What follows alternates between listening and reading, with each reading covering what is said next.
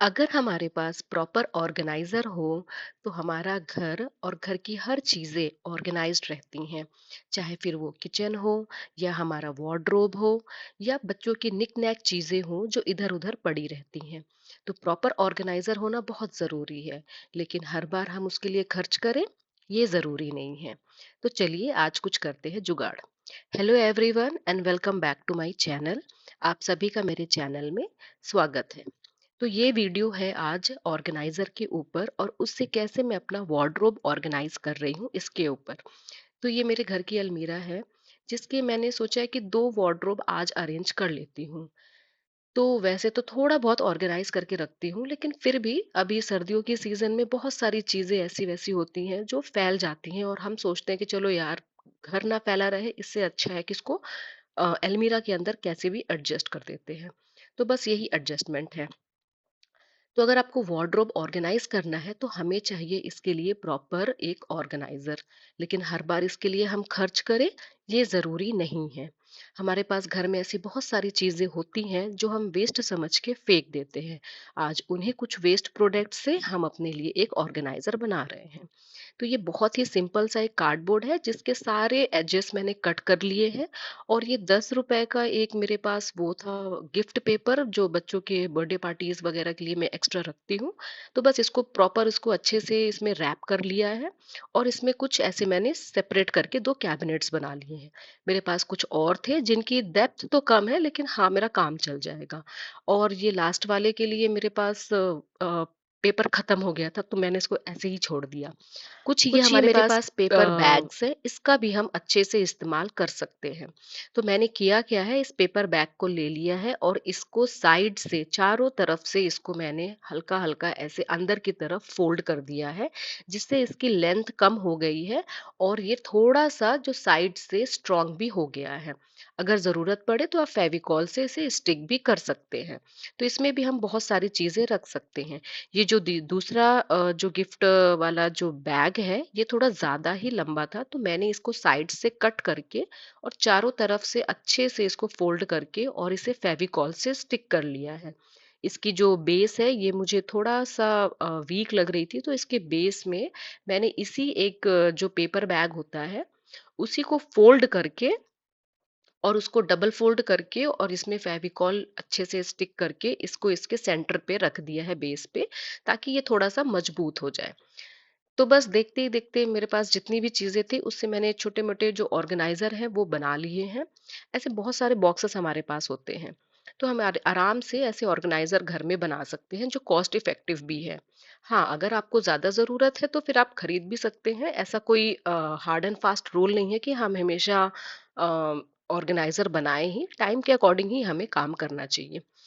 तो ये देखो, अलमीरा खाली करने के बाद कितना सारा सामान पड़ा है। इसको मैं अकॉर्डिंगली जिसका जो कपड़ा है और घर पहनने वाले, बाहर पहनने वाले, विंटर्स वाले, नॉर्मल, सबको अलग अलग करके मैंने पाइल अप कर लिया है, अलग अलग इसकी सेपरेशन कर ली है मैंने। अब इन सारे कपड़ों को अब अरेंज करने का वक्त आ गया है। तो ये मैंने एक बॉक्स ले लिया है। कपड़े को अगर हम इस तरह से ऑर्गेनाइज करते हैं, वर्टिकली इसे खड़ा कर देते हैं ऐसे, तो थोड़ा देखने में भी ठीक लगता है। बहुत सारे कपड़े आ भी जाते हैं और हमें पता रहता है कि हमें कौन से कपड़े को निकालना है, हम उसी को बस निकालते हैं। और जो ये बच्चों के ये जो पैजामे होते हैं इनको मैं रोल करके रखती हूँ, तो इससे भी दिखता है और बच्चे आराम से सिर्फ उसी पैजामे को निकाल लेते हैं।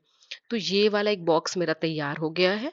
ऐसे सेम मैं दूसरा बॉक्स भी तैयार कर लूंगी। विंटर्स में थोड़े एक्स्ट्रा कपड़े होते हैं घर पे, जैसे ये वार्मर्स वगैरह, तो मैं बच्चों की जो पैंट वाली वार्मर और शर्ट वाली वार्मर, इनको एक के अंदर एक रोल करके और फिर रख देती हूँ कि अगर बच्चा निकाल रहा है तो उसकी पैंट और जो ऊपर वाला वार्मर है वो दोनों साथ में निकल आए। यहाँ मेरा छोटा बेटा भी आ गया, बोला मम्मी मैं थोड़ी आपकी हेल्प कर देता हूँ, आप कैमरा होल्ड कर लो। तो बस वो मेरी हेल्प कर रहा था। तो मैंने बोला बस बेटा तूने बहुत हेल्प कर ली मेरी, बाकी मैं कर लूंगी। तो बस जो ये थोड़े से हैवी कपड़े होते हैं या जो हैवी टॉवल्स होते हैं जिनका विंटर्स में थोड़ा कम इस्तेमाल होता है, क्योंकि जैसे सन लाइट होती है अगर, तो ये जल्दी सूख जाते हैं, लेकिन अगर सन लाइट नहीं होती है तो थोड़ा वक्त लगता है। और मेरे एक बेटे का वो टाइकोंडो वाला ड्रेस था, उसके लिए स्पेशल जगह बोला था, मम्मी इसके लिए स्पेशल जगह बना देना मेरे यूनिफॉर्म के लिए। मैंने बोला चल ठीक है। फिर ये कुछ पतले वाले ब्लैंकेट्स हैं, तो अभी जैसे सर्दियाँ बहुत भारी है, तो ये पतले ब्लैंकेट्स इतने यूज़ में नहीं आते हैं, तो इन्हें जिस दिन धूप थी तो मैंने इन्हें अच्छे से धो के सुखा लिया है। और इस तरह के पे कपड़े वाले जो बैग्स होते हैं, बहुत बार हमें बहुत सारे कुछ ऐसे कपड़े खरीदने पर मिल जाते हैं, तो उसके अंदर मैंने इसे रैप करके अभी रख दिया है, क्योंकि अभी जैसे ही हल्की सर्दियाँ आएँगी फ़ेब के एंड तक, तो हमें फिर से इन पतले कंबल और इन कंफर्टर्स की हमें फिर से ज़रूरत पड़ेगी। तो इसे अभी मैं अपने बेड के अंदर नहीं रख रही हूँ, अभी मैं इसे अलमारी में ही रखूँगी, क्योंकि मुझे पता है कि इसकी अभी ज़रूरत हमें दोबारा से पड़ेगी। तो ऐसे करके मैंने सारे जितने भी पतले ब्लैंकेट्स और कंफर्टर्स थे, उनको इस तरफ से अरेंज करके रख लिया है।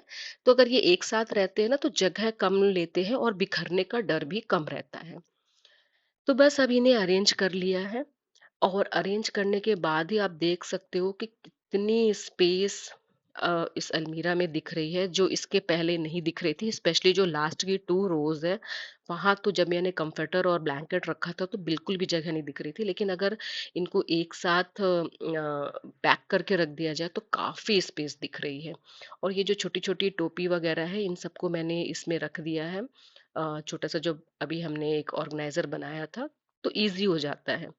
अब लगे हाथ मैंने सोचा चलो यार दूसरा वाला भी अलमीरा साफ कर लेते हैं। तो इसमें भी बहुत सारी चीजें थी, जिसमें मेरे ऐसे कपड़े थे, और विंटर्स के कपड़े तो मैं क्या ही बोलूं। एक कपड़े रखो तभी एक जगह की जो पूरी रो है वो भर जाती है। तो बस इसके भी हमने अलग अलग सेपरेशन कर लिए हैं, घर पहनने वाले अलग, बाहर पहनने वाले अलग, विंटर्स के हल्के पतले वाले अलग, मोटे वाले अलग, ऐसे करके सारे मैंने इसको भी अरेंज करके रख लिया है। अब एक एक करके हम इसे ऑर्गेनाइज करेंगे। तो जो जीन्स वगैरह होती है वो ज़्यादातर ऐसे हैंग कर लो तो ज़्यादा स्पेशियस रहती है। और इसके साथ साथ बाकी सारे कपड़े मैंने एज अकॉर्डिंगली इसको अरेंज कर लिया है। और यहाँ इस वाले अलमीरा के लिए मेरे पास कोई एक्स्ट्रा ऐसे बॉक्स नहीं थे जिसका मैं ऑर्गेनाइजर बना सकूं, तो मैंने इसको ऐसे ही रख दिया है। कुछ ये जूट बैग थे जिसमें मैं बेडशीट्स वगैरह रख देती हूँ, तो थोड़ा इजी हो जाता है। अब देखिए बिफोर एंड आफ्टर लुक, इसके पहले मेरे अलमारी का हालत देख सकते हैं, देखने लायक है। और अब मैं दिखाती हूँ आपको इसका आफ्टर लुक।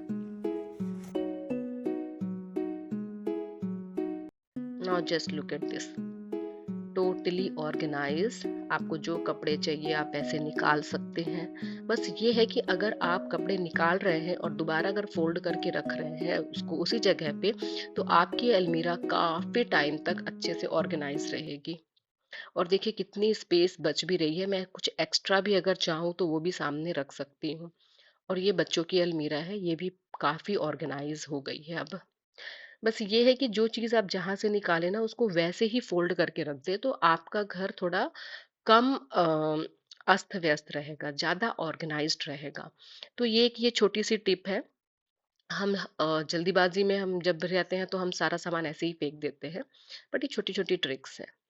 तो इसे फॉलो अगर कर ले तो हाँ थोड़ा सा टाइम लगेगा, थोड़ा सा मतलब मुश्किल से 2 से 4 मिनट। तो चलिए अब चलते हैं नेक्स्ट ऑर्गेनाइजर के ऊपर। बच्चों के बहुत सारे कलर्स, स्केच कलर हो, क्रेयॉन्स हो, पेंसिल कलर हो, बहुत सारे रहते हैं, तो उनके लिए मैंने सोचा क्यों ना एक ऑर्गेनाइजर बनाया जाए। तो बहुत सारी ऐसी खाली बॉटल्स थी मेरे पास, तो इनका मैं अब इस्तेमाल करके बनाऊंगी। तो इन खाली बॉटल को बस मैंने बीच से कट कर लिया है, जितना मुझे रिक्वायरमेंट थी उतना मैंने ले लिया है, बाकी पार्ट मैंने फेंक दिया है।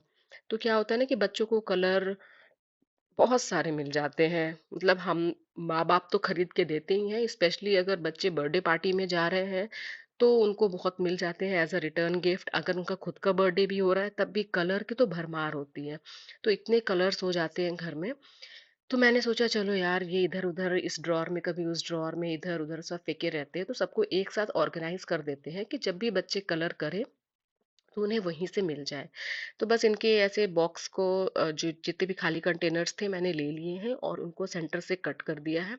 अब इसमें मैं लगा रही हूँ मास्किंग टेप, क्योंकि जो एजेस हैं वो थोड़ा तो मैंने इसको लेबल कर दिया है, बट फिर भी बच्चों के हाथ ना कटे इसलिए मास्किंग टेप से इसे अच्छे से सिक्योर कर दिया है, चारों तरफ मास्किंग टेप लगा के। और फिर मैं ले लूंगी वाइट एक्रेलिक कलर। अभी मेरे पास वाइट एक्रेलिक कलर है तो मैं वही कर रही हूँ। आप चाहे तो जेसो का एक कोट भी लगा सकते हैं। तो मैंने व्हाइट एक्रेलिक कलर के 2 से 3 कोट कर लिए हैं। अ, तो 2 से 3 कोट करने पर ये काफ़ी हद तक अच्छा लग रहा था। और सारे बॉक्सेस में यही कलर मैंने कर लिया है। मैंने सोचा कोई और कलर करने से अच्छा है कि एक जैसा ही रखते हैं ताकि अच्छा लगे देखने में। और फिर जैसे ही ये सूख गया तो मेरे पास जितने भी पेस्टल कलर्स थे, हाँ, उसके पहले मेरे पास एक ट्रे थी, इसमें कुछ ऐसे ही कुछ आइटम्स आया था, गिफ्ट वाला ही कुछ था। तो इसका ट्रे मुझे अच्छा लगा, एमडीएफ बोर्ड का था, थोड़ा सा अब खराब हो गया था, तो मैंने सोचा चलो इसको फेविकॉल से स्टिक करके और इसको यूज कर लेती हूँ। तो बस इसको मैंने अच्छे से स्टिक कर लिया है और इसके ऊपर एक हैवी बुक रख दी थी ताकि वो अच्छे से चिपक जाए। अब ले लिया है मैंने पेस्टल कलर जितने भी मेरे पास थे, और ज़्यादा कुछ मैंने सोचा नहीं, बस मैंने ये डॉट डॉट हर कलर से मैंने डॉट कर दिया था, मतलब जो अच्छा लग रहा था, जैसे फूल का डॉट्स होते हैं ना देखने में, वो हर एक कलर से मैंने कर दिया था, देखने में काफ़ी अच्छा लग रहा था। क्योंकि मुझे कुछ और डिज़ाइन सूझ नहीं रहा था, और थोड़ा टाइम की लिमिटेशंस भी होती हैं कि इसी पर्टिकुलर टाइम पे मुझे अपना ये आर्ट एंड क्राफ्ट या कुछ ऐसा एक्स्ट्रा काम है वो ख़त्म करना है, क्योंकि घर के और भी सारे काम मैं खुद करती हूँ अकेले। तो उसके हिसाब से ही मैं अपना काम करती हूँ। तो ये सारा देखो मैंने ऐसे इसको कर दिया। अच्छा लग रहा था देखने में, और बच्चों के लिए थोड़ा-सा ठीक भी है, कलरफुल रहता है, बच्चे यूज़ करते हैं तो। जैसे ही ये अच्छे से सूख गया तो जेसो की सॉरी जेसो नहीं, इसको क्या बोलते हैं, वार्निश। वार्निश की एक कोट मैंने इसके ऊपर कर दी है कि जैसे पानी वाला हाथ है या कुछ भी है तो ऐसे ना इसमें अगर पड़ भी रहा है तो ये खराब नहीं होंगे कलर। तो बस इसको भी अच्छे से करके इसको भी अच्छे से ड्राई होने के लिए रख दिया है। और जैसे ही ये ड्राई हो गया है, मेरा ये जो एमडीएफ का ट्रे था वो भी अच्छे से अब ग्लू से चिपक गया है। अब ये सारे बॉक्सेस में इसमें अपने अकॉर्डिंगली जैसे भी रखना है वैसे रख सकते हैं। और जो ये साइज है बॉक्स का, ये कलर और पेन के अकॉर्डिंग ही मैंने कट किया है। तो किसी में स्केच कलर, किसी में क्रेयॉन्स, किसी में पेन, और बच्चों के छोटे-छोटे चीज़ें जो स्टेशनरीज़ के होते हैं, वो सारा रखने पर ये हुआ कि इसको अगर मैंने इनके स्टडी टेबल पे रख दिया है, तो इनको इधर-उधर भटकना नहीं पड़ता है, क्योंकि ये हर बार मेरे से ही आकर पूछते हैं, "मम्मी ये कहाँ है? मम्मी वो कहाँ है?" तो इससे ये काफ़ी ईज़ी हो गया है कि तुम्हारे सामने ही है, जो मर्ज़ी वो ले लो और जैसे मर्ज़ी वैसे कलर कर लो। तो ये तैयार हो गया है। तो बस आज का मेरा ऑर्गेनाइज़र और डीआईवाई यही था। अगर आपको वीडियो अच्छी लगी है तो प्लीज़ चैनल को सब्सक्राइब करिए एंड वीडियो को लाइक करिए। और अगर आपको कुछ सजेशन देना है तो कमेंट बॉक्स आपके लिए खुला है। And thank you for watching. मिलते हैं नेक्स्ट वीडियो में।